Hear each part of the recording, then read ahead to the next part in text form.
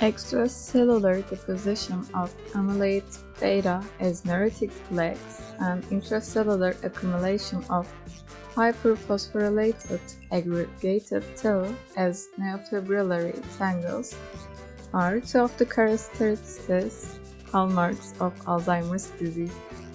The regional progression of brain atrophy in Alzheimer's disease highly correlates with tau accumulation, but not amyloid deposition, and the mechanisms of tau-mediated neurodegeneration remain elusive. Innate immune responses represent a common pathway for the initiation and progression of some neurodegenerative diseases.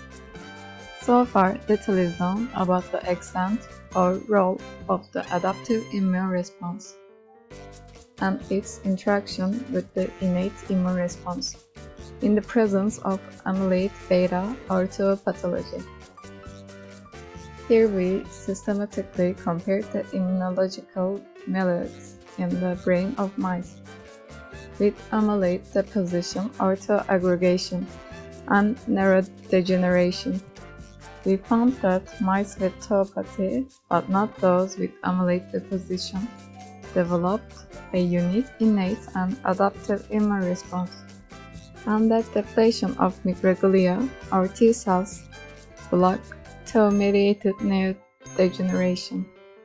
Numbers of T cells, especially those of cytotoxic T cells, were markedly increased in areas with tau pathology in mice with tauopathy in the Alzheimer's disease brain.